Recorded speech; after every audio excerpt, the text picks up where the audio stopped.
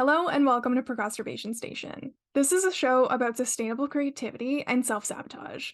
I'm your host, Hannah, and I'm a multi passionate creative with lots of feelings, too much compassion, and a splash of sass. I believe everyone self sabotages from time to time, sometimes even unaware that they're holding themselves back. I want to know how our setbacks can become our superpowers and how we can grow through our downfalls to find gifts within us to bridge the gap for people to fill the spaces where we lack. In other words, how can we invite all parts of ourselves to come along for the journey? Self awareness is the first step. I believe we make change by reflecting on our values and perpetuating our values to our community. I get in touch with my values through creative practices, and I use the show to share those values with you by encouraging you to be more creative more often. Throughout the show, you will hear my pseudo intellectual business opinions, superpowers and setbacks to perceived flaws, and creative strife and victory. Please keep listening, and I hope you enjoy today's topic. Hello and welcome to my unmade bed with my fire hazard amount of wires. And today I want to talk to you about negative Nellies. Today's topic is broken down into the subtopics of reap what you sow, controlled reactions, toxic positivity, the bright side, your own feelings, and thoughts, feelings, and truth. I've been a pretty negative person in my past. I call it Chicken Little syndrome, where the sky is always falling, you catastrophize everything, and every single circumstance in your life is as if the world is doing something to you. And the problem with that mindset is it's quite self centered. You assume that the world is against you, as if the world gives a shit that you're here. Instead of the opposite side of the spectrum, where you walk through life with open arms, where you're ready to receive and to take whatever it is the universe has for you, and you're just grateful. You don't think that the universe gave it to you because you're you and you're a special little Girl Scout who deserves cookies.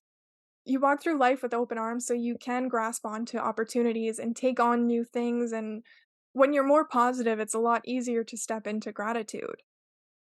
And what I found to be true when you walk through this negative mindset is that it's a self fulfilling prophecy where you prove yourself right on a regular basis. The world sucks and it keeps proving to you that it sucks. And as a positive person, of course, there's still shitty things that happen, but it's not happening directly to you. You can almost observe it from an external perspective rather than feeling like the world is crumbling when something bad happens in your life. This self-fulfilling prophecy happens when you're walking through life and you expect the worst and you keep finding the worst because that's what you've come to expect. And people become kind of like magnets where they're attracting the thing that they're putting out there. And you can be putting things out there subconsciously. It doesn't even necessarily have to mean that you're walking through life being mean to people or being openly negative. The thoughts that you feed your brain are also putting things out into the world of what you want to happen.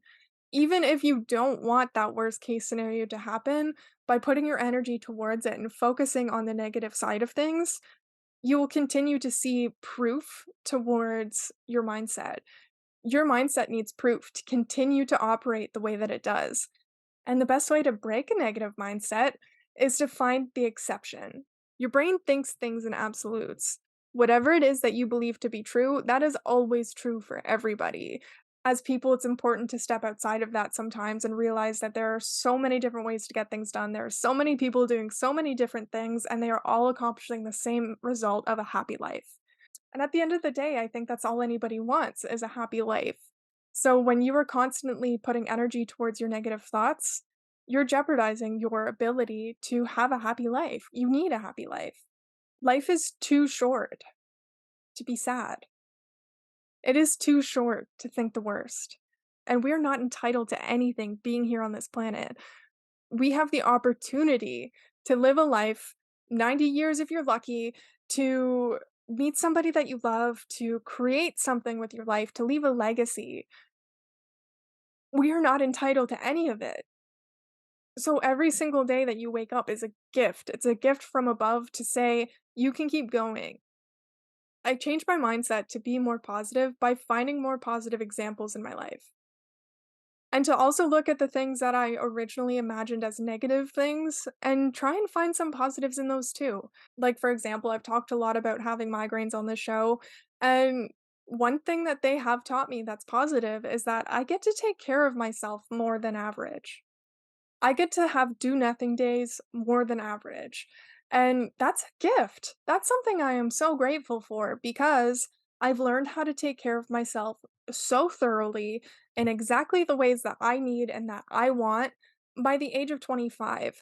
I've met many, many women, people, men, anybody well into their 60s, 70s, 80s who don't know how to take care of themselves, who don't know how to identify their symptoms of stress, and they don't know how to relieve that stress or how to lead a life that is happy. And that's heartbreaking to me.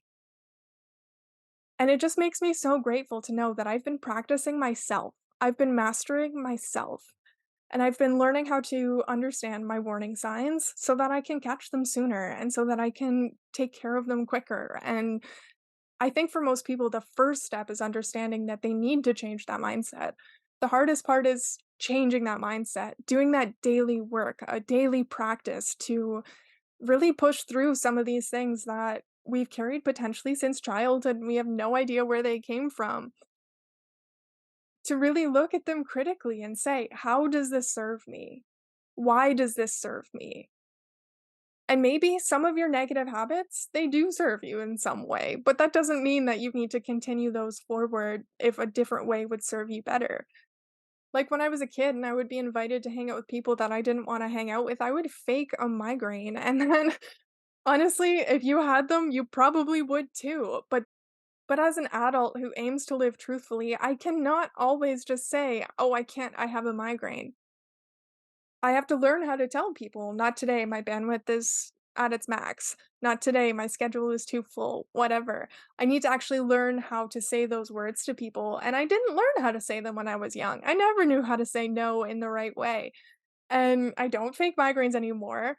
Also, if I didn't say, I'm not negative anymore. I am much more positive than I was, and that's because I realized how it was affecting my life and how I was getting in my own way all of the time.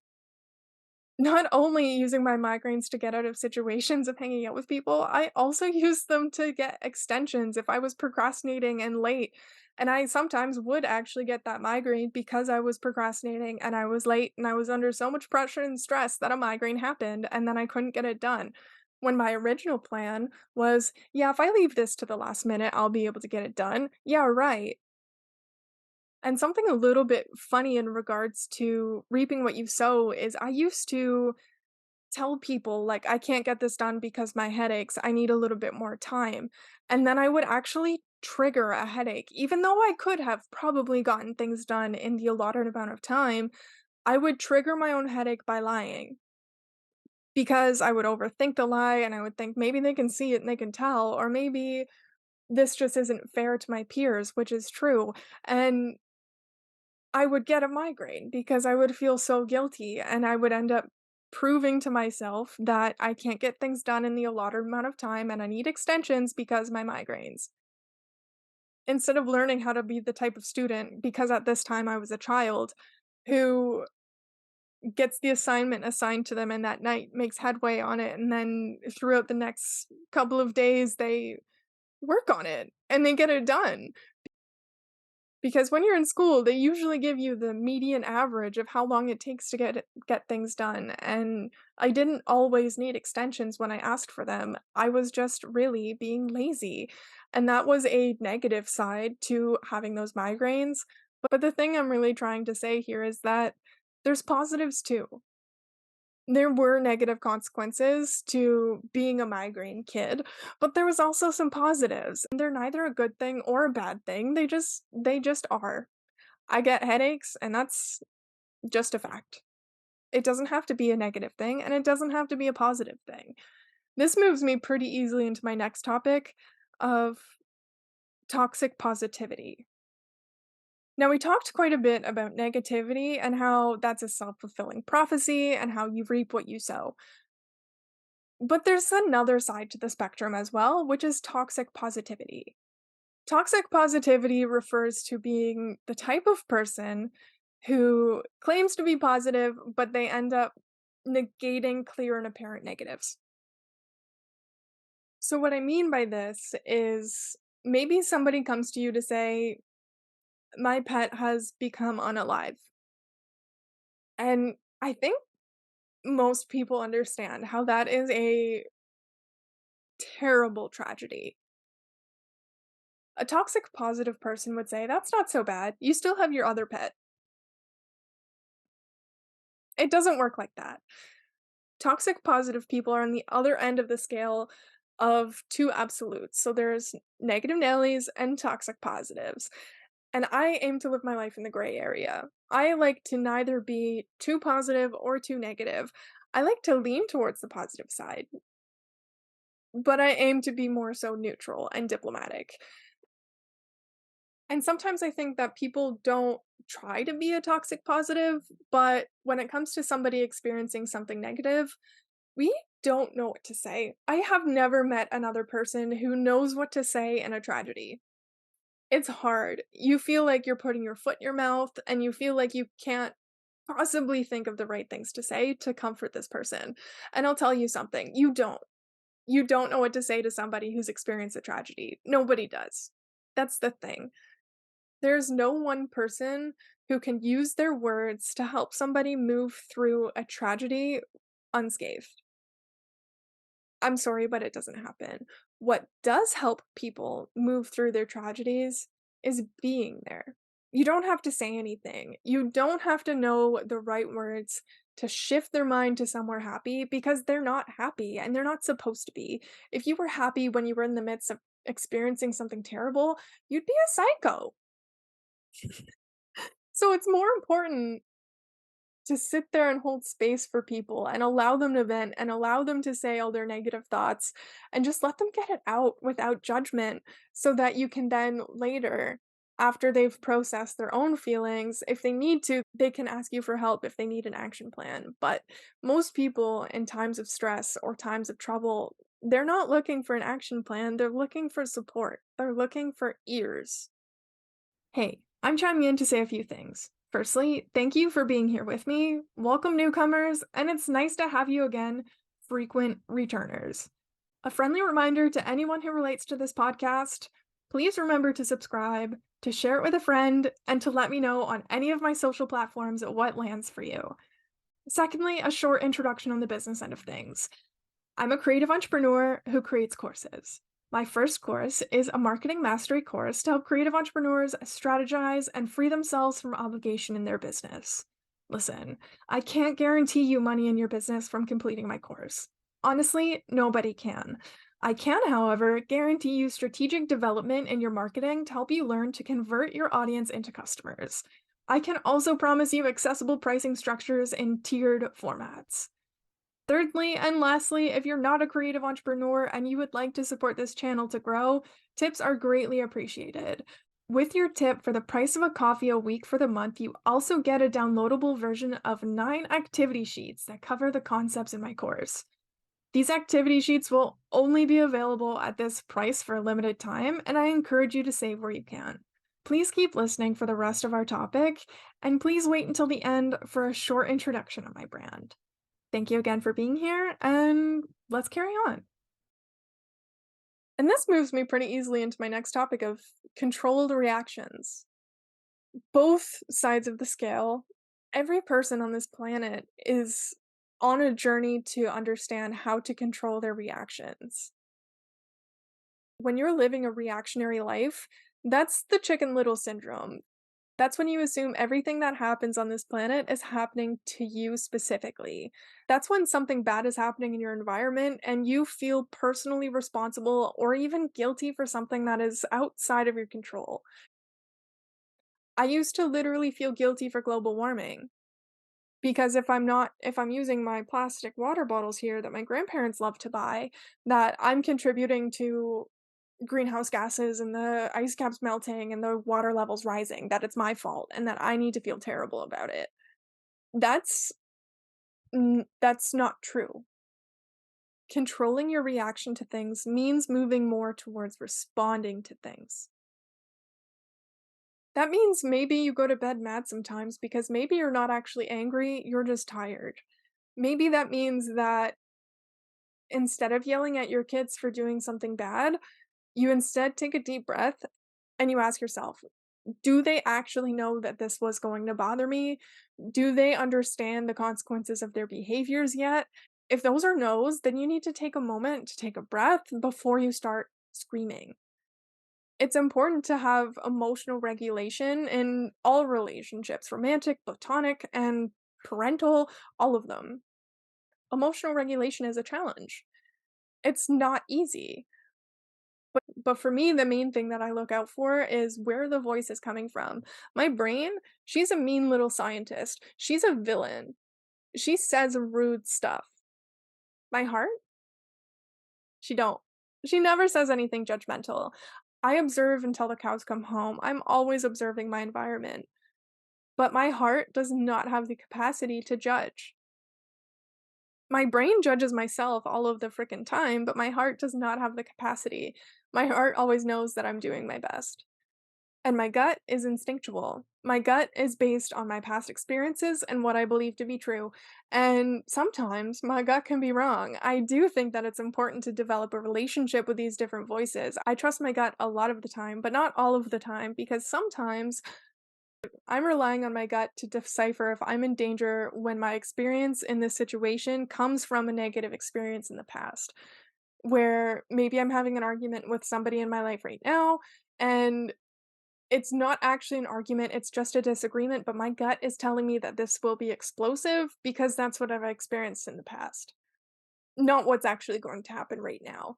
So, controlling my reactions in those situations to not be jumping to the gun when I feel like this is going to explode, so I should explode first, is a practice in trusting my current relationships that I've built them to be healthier, that they should not be exploding the way that things used to explode. Controlling your reactions is a method of protecting yourself and protecting others from unnecessary arguments, unnecessary assumptions. When we assume we're making an ass out of you and me, and a lot of the times we can just react to these assumptions and we can feel something, and because we feel it, we believe that to be true. But we have not always experienced the way that things always will be. I hope that makes sense. Because I've experienced some shitty things in my life, and that doesn't mean that things will continue to be shitty for me. I know that to be a fact. So when my gut is telling me this looks a lot like something that I've experienced in the past that was shitty, I don't always need to trust that voice because I've got two other voices to lean on. I know for a fact that my life will not continue to be bad because I lean towards the bright side. Because even though sometimes my little pessimist Polly comes in my head, and sometimes I almost feel the urge to believe her. I know that I have been building healthier relationships. I've been taking care of myself better. I've been working on my mindset. I've been doing the damn work. And I know that those three ingredients lead to a happier life. I've been taking care of my physical body just as much as I've been taking care of my mental body and my spiritual body. All three count. And when your mind, body, and your soul are all operating together, you're able to move mountains and you can do things that you never imagined were possible for you when you were stuck in your pessimist Bali mindset. I surprise myself every single day. Every single time that a trigger happens and I don't explode, or every single time that I am able to control my reactions and lead more into responsive action, I surprise myself. And that ability to surprise myself makes me wanna keep doing it. It makes me competitive with myself. It makes me wanna say, like, "What next benchmark am I gonna make? What's my next accomplishment?" And it makes me keep going and playing the game to prove to my mind why this new mindset of leaning on the bright side is more beneficial than being pessimistic and assuming the worst so that you're not disappointed. Because the worst still happens sometimes. I still have shitty days. And leaning on the bright side doesn't mean I ignore those bad days because that would be toxic positivity. I will always have bad days, and that's okay. But the key is to not take those bad days and allow them to negate the progress that you made on your good days. One bad day doesn't mean a bad week. So I work really hard on not getting caught in the cycles of the negative thinking that I've had in my past. I work so hard to maintain my positivity. And trust me, within the last few years, that has been challenged time and time over. The world doesn't look good. And to maintain that positivity, to maintain that bright side, it makes me feel empowered. It makes me feel like I can take on the world and that even though we're in a recession, that there's good things that come from recessions too. There's bad things, believe me, but we're experiencing the growing pains of a crumbling society, and that doesn't mean that it's crumbling to the point where it won't exist. That means that it's crumbling to be rebuilt. But there's a transition period that we experience where it is challenging. When we experienced COVID, there was a lot of businesses closing. But just as there's a lot of businesses closing, there's a lot of new businesses opening. And whenever we change things, they're uncomfortable. We don't love the feeling of change. I don't know many people who do. So so leaning on the bright side means proving to my mind when changes have happened and they've been in my best interest, even if they didn't feel it at the time. Maybe you've lost a relationship or something, and we don't need to label anybody here. But when that relationship ended, it was heartbreaking. Like it was terrible. But even though you couldn't see it at that time, you then slowly but surely moved on. And when you moved on, eventually you found someone else. And that new person seems to understand your needs a lot better, and they seem to anticipate those needs sometimes, and they seem to want to meet your needs, and they also seem to want to do that work, that hard work to be able to be the best person that they can be. Instead of somebody who sits stagnant comfortably in their stagnancy, and there's no problem with that. And you wouldn't have had these new experiences with this new person if you didn't lose that relationship from the past. So even if you are experiencing a breakup and it's hard and it hurts and you need to take your time and that's okay, one day you're gonna wake up and you're gonna realize that wasn't for me. There's something better for me out there. And you don't need to jump from point A to point B. You need to take your time. It's not good to be the person who goes from one relationship to the next. But it's important to understand that your pain is not permanent and it isn't noble to relish in your discomfort and it isn't noble to be able to say, this is something bad that happened and I knew it was going to happen, so I was ready. It's okay to have your heart broken. It's okay to be blindsided sometimes. Betrayal fucking sucks. But when you're leaning on the bright side, you're learning how to not betray yourself. Now, I spoke a little bit earlier about my mind, my heart, my gut, and those are important themes for me. I will probably talk about those in a lot of different episodes. But this leads me to my next topic of your thoughts, feelings, and truth. My gut is my guy. I love my gut instinct. I practice my gut instinct, like when I'm out for a walk and it tells me, you should take that path. When originally the plan was to keep going straight, I take that new path because who knows, maybe I'll meet a dog. And a lot of the time, I end up seeing like a cool sunset or, just like overhearing a conversation and somebody said something that was relevant to me. And I get to walk the rest of my way going, huh, that's funny. They were talking about something that I relate to. And I did tell you about how sometimes it can be wrong, and sometimes your gut instinct is based on past experiences. And if you've had bad past experiences, that sometimes your gut instinct can make a mountain out of a molehill really, really quickly. And if you're not discerning with that voice, then you can get yourself into some trouble. The way that we feel and the way that we think, it's not factual. there are very few universal truths in our lifetime. A few examples would be that change is nature's promise. The earth revolves around the sun. The water's tides come in and they go out based on the position of the moon. And maybe it'll piss somebody off. I hope I do. Our earth is round.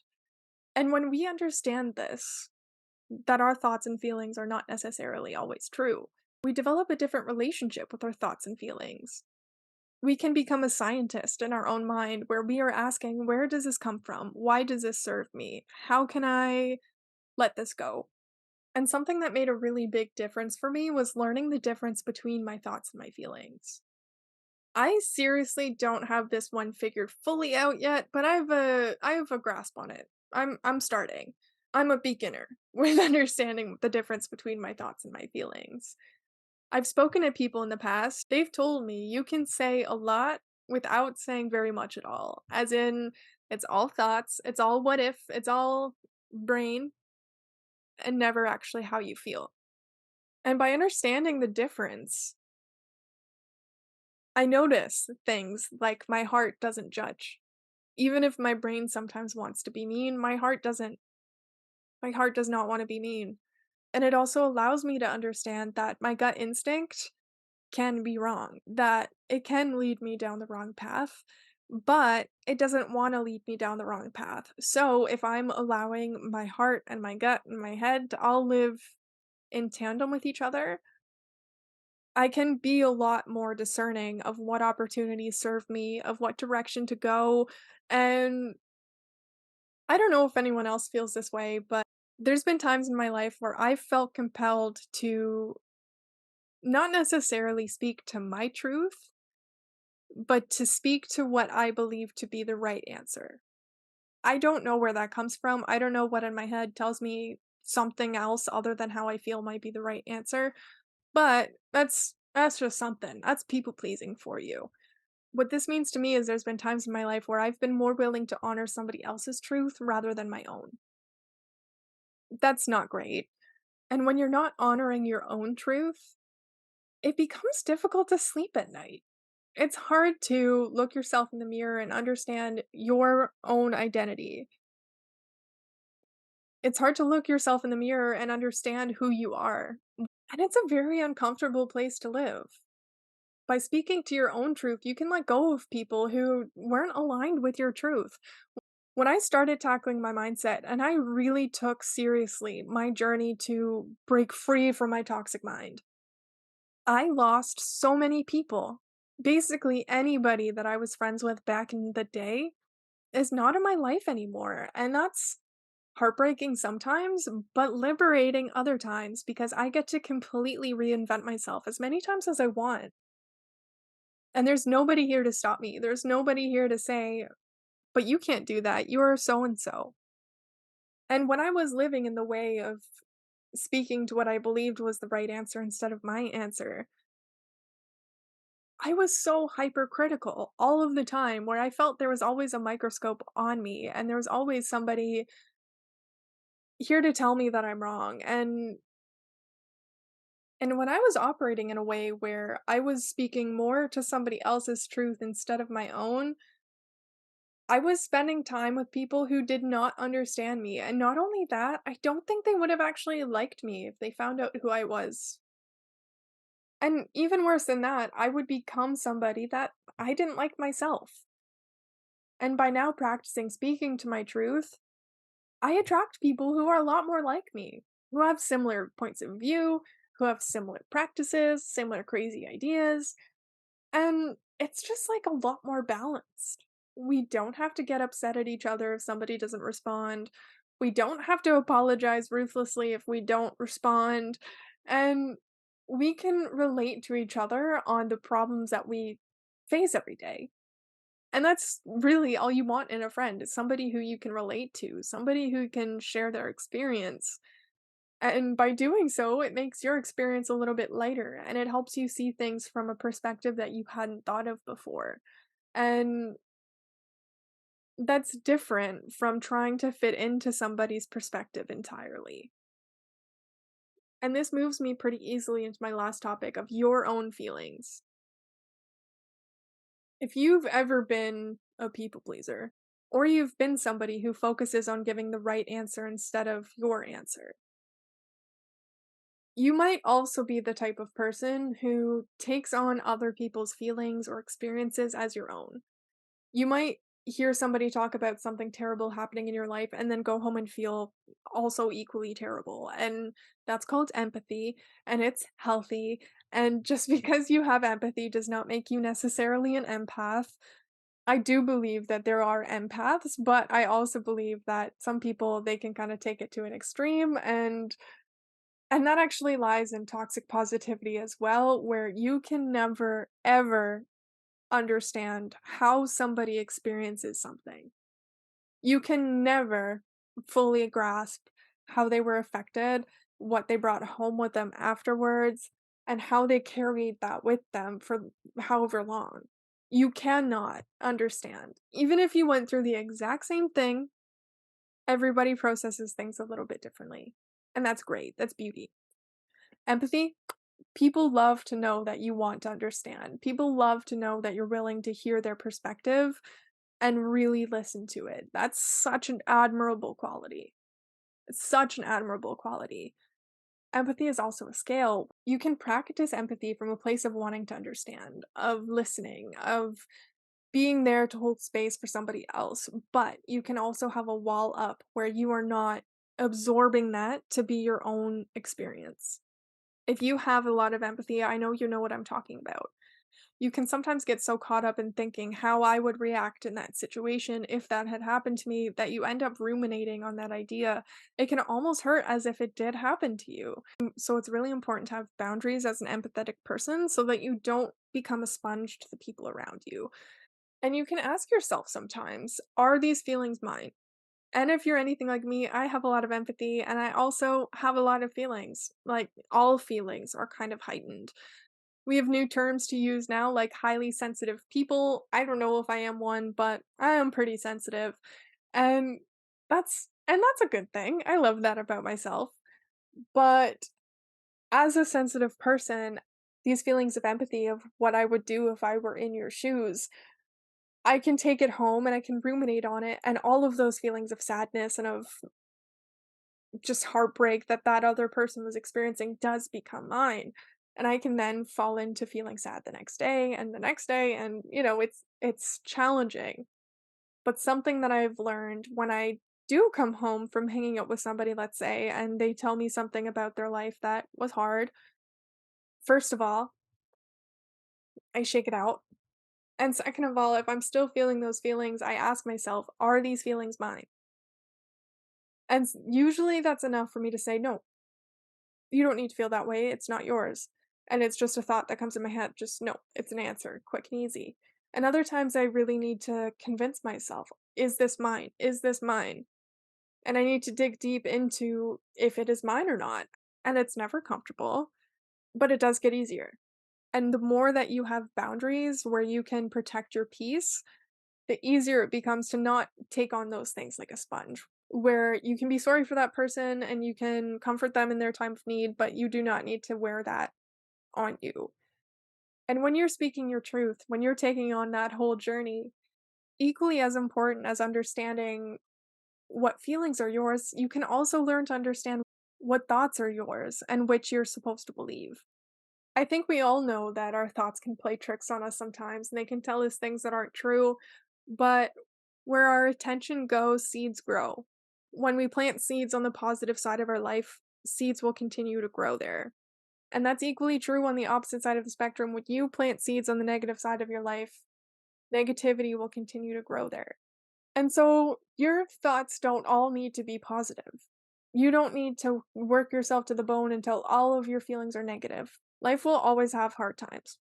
That's another universal truth. You will always have bad days. Even if your life is perfect, you've got all the money in the world, a beautiful spouse, just everything's squeaky clean, you may have that little earworm that wiggles in and it just throws your day out of whack. Days suck sometimes. But by understanding yourself and understanding how your thoughts and feelings come into play for you, and when you have boundaries, you can move through that a lot quicker and easier. Now I think this episode is coming to a close, and I don't know if I like this little bed setup. My back kind of hurts. I normally do it in my chair, which is right there, and I don't know. We're gonna see. I'm gonna find out in the editing process. But I also tried something new with my scripts. I only wrote out bullet points. I have like this much information. But I'm also gonna have to see how much editing takes place. So, I don't know. I'm not sure what's gonna happen to the layouts of my videos, but I have lots of ideas, so I'll keep making videos. I will also let you know my marketing course is available to be purchased. The link is down in the description. YouTube hasn't given me access yet to posting live links, but you can copy and paste it. And please check it out because it's great and I know you'll think it's great. And it's for creative entrepreneurs who have creative practices like yours truly.